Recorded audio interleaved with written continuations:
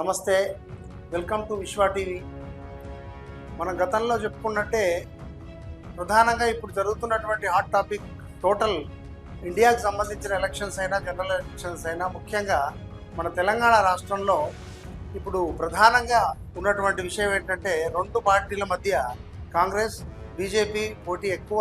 మరియు బీఆర్ఎస్ కూడా గతంలో మొన్నటి వరకు ఎంతో ప్రభంజనంలా లేచి 10 ఏళ్ళు పాలించినటువంటి ఆ పార్టీని అంత తక్కువ అంచనా వేసేది ఏం లేదు. కానీ ఇప్పుడు ప్రస్తుతం మనం ఎంపీ సీట్ల గురించి విషయం మాట్లాడుతూ వస్తున్నాం. గతంలో కొన్ని విశ్లేషణలు కొన్ని నియోజకవర్గాల గురించి కూడా చెప్పినట్టు ఈ విశ్వ టీవీ నుంచి మేము ఇచ్చినట్టుగా మీ అందరు చూస్తున్నారు. ఇప్పుడు ప్రధానంగా ఏంటంటే ఇప్పుడు బీఆర్ఎస్కు ఎంపీలు ఎవరెవరైతే సెలెక్ట్ అయి ఉన్నారో కొన్ని నియోజకవర్గాలు గమనించినప్పుడు బీజేపీ ప్రత్యర్థులుగా నిలబడినటువంటి ఆయా ప్రాంతాలు ఏవైతే ఉన్నాయో ఆ నియోజకవర్గాలు ఏవైతే ఉన్నాయో ప్రధానంగా వాటిని పరిశీలించినప్పుడు ఈ బీఆర్ఎస్ అభ్యర్థులను డమ్మీగా పెట్టినట్టుగా కనబడుతుంది. ఉదాహరణకు మల్కాజ్గిరి తీసుకోండి. మల్కాజ్గిరిలో ఈటల రాజేందర్ స్థాయిలో ఎక్కడ చూసినా కానీ మనకు ఆ క్యాండిడేట్ కనపడింది. రెండోది మన మహబూబ్నగర్ తీసుకుంటే అక్కడ ఇప్పుడున్నటువంటి డీకే అరుణ స్థాయి గమనిస్తే ఆమె దాదాపు నేషనల్ వైస్ ప్రెసిడెంట్ బీజేపీకి. కాబట్టి ఆ పరిస్థితే కాకుండా ఆమె దాదాపు 20-25 ఏళ్ళు అక్కడ ఒక స్థాయిలో మంత్రి పదవి చేస్తూ ఆ ఫ్యామిలీస్ రెండు వాళ్ళ తల్లిగారు కానీ వాళ్ళ అత్తగారు కానీ భరత్సింహారెడ్డి కానీ చనిపోయినటువంటి వాళ్ళ డాడీ కానీ ఆ మక్తలు ఆ ఏరియాలు చాలా స్ట్రాంగ్. అక్కడ పెట్టినటువంటి ఈ యొక్క బీఆర్ఎస్ క్యాండిడేట్ చాలా వీక్.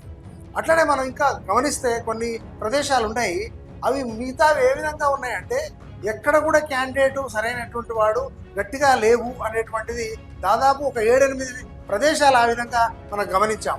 కాబట్టి నేను ఏం చెప్తున్నా అంటే ఈ డమ్మీ క్యాండిడేట్స్ గమనిస్తే ఏదో లోపాయకారి వారంలాగా ఉంది. ఆల్మోస్ట్ ఏదో ఒకరిద్దరు కాకుండా ఇంతమంది అనిపించినప్పుడు అది ఏ విధంగా ఉందంటే ఆల్మోస్ట్ ఇట్ ఈస్ ఒక గేమ్ లాగా ఉంది. అంటే it is an manipulated game.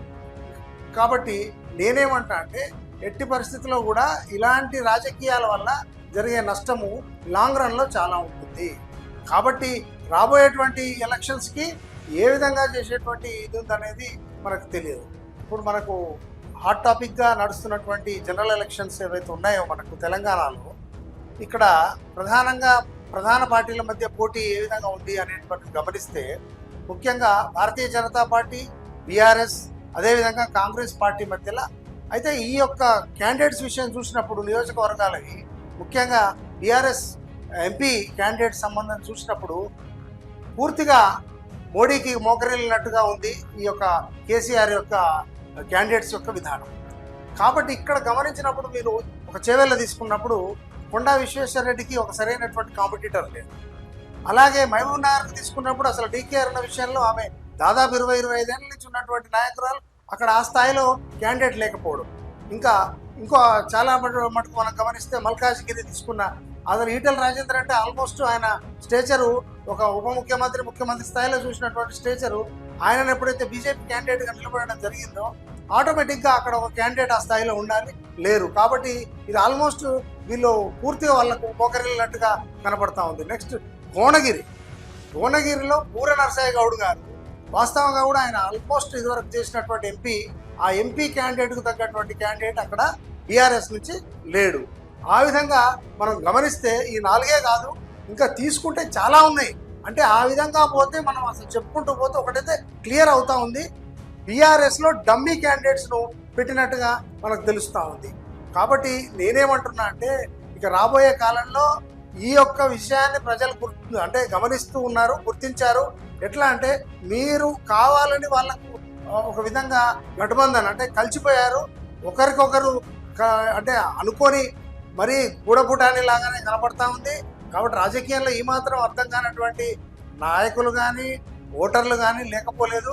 ఇక నెక్స్ట్ మిగిలినటువంటిది ఏంటంటే ఇక ప్రతిరోజు వస్తున్నటువంటి అంశం చూస్తూ ఉంటే ఏదో ఒక సమస్య బీఆర్ఎస్ మీద రావడం, మళ్ళీ ఆ ఉన్న క్యాండిడేట్స్ కూడా ఒకరిద్దరు మరీ టికెట్ ఇచ్చినాక కూడా మాకు వద్దని వెళ్ళిపోతున్నటువంటి విషయం చూసాము.